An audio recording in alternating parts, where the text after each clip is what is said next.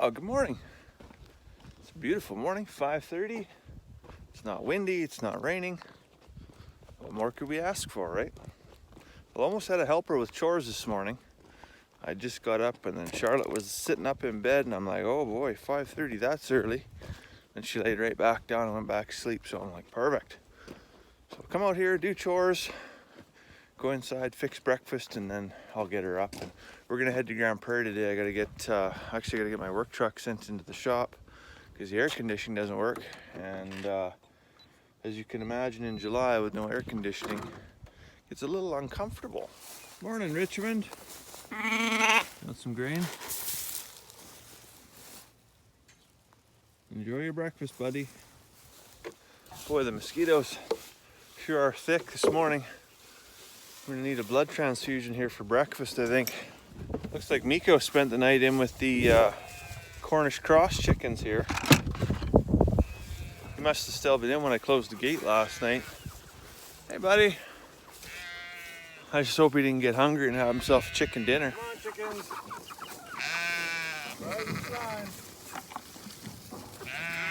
I'd say these sheeps are jealous.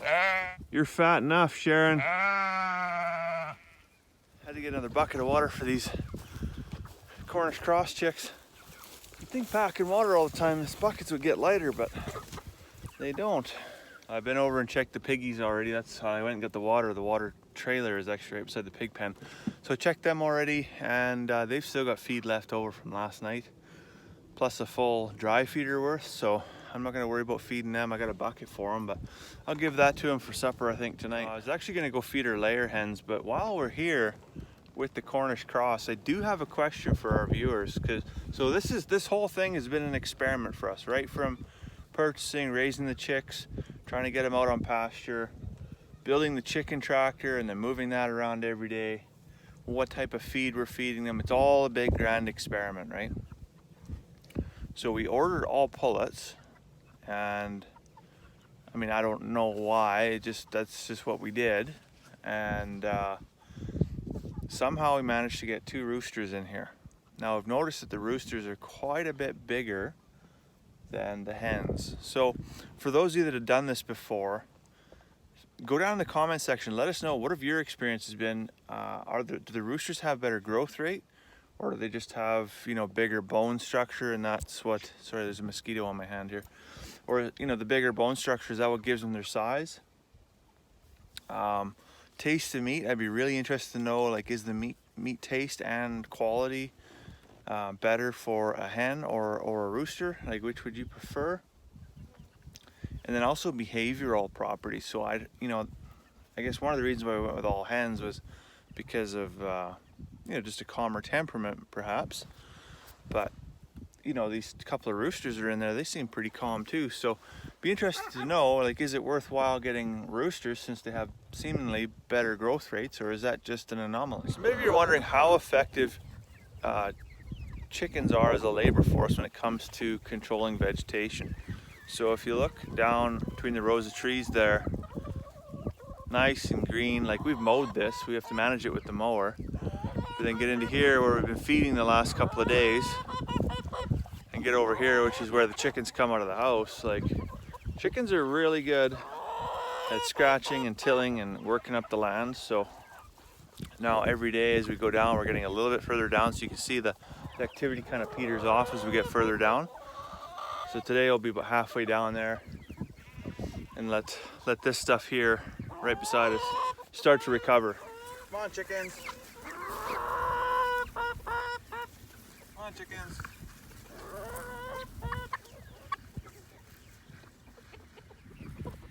Those are some happy chickens right there, I tell you. Constantly got to give dogs shit because they keep drinking out of these chicken waterers. They got like a giant cattle waterer up here that they can drink out of, and they got like an endless supply of water, but they choose to drink out of the 3-gallon chicken water.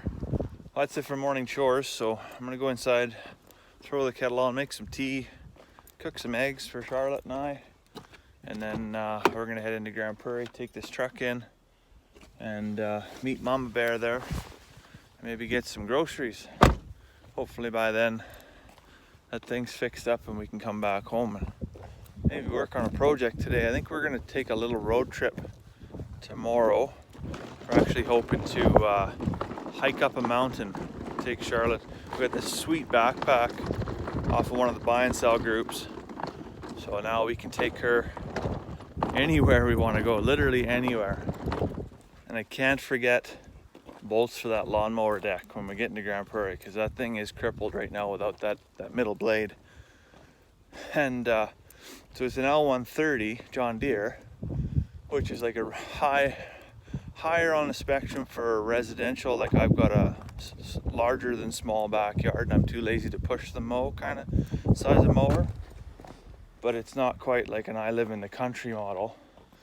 So they don't sell it at Home Depot. We got to go right to John Deere to get parts for this thing. But being that it's just a bolt, I'm hoping I can just go to Home Depot and find one that that fits, which I mean, definitely the bolt size I can get. It's just the size of the nut that's got to fit inside this particular slot. I want to make sure we get the right size, because otherwise, yeah, I'll have to go right to John Deere and probably pay $14 for a 50-cent nut and a bolt. Morning, Charlotte. Oh, you're pumped.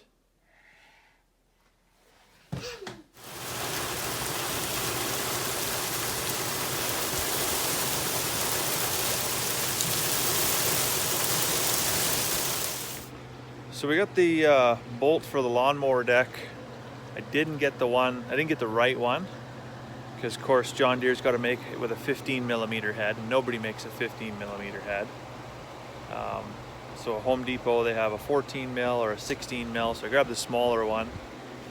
And I actually forgot in my overall pocket the bolt that actually came out of there. I was supposed to take this with and compare sizes, but I forgot it, so I had to Google what size this actually was.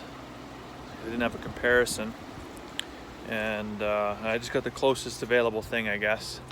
Because yeah, the bolt, if I buy this from John Deere, it's $8, and to buy it from the Home Depot, I think was 78 cents. So kind of makes sense to just get the jobber one instead of the actual factory one. But we'll see. Maybe it won't work. Maybe this thing will break the first time I try to mow the grass here. Fingers crossed it doesn't, though. And honestly, like, screw you, John Deere, for making a 15mm bolt. What the heck's that all about?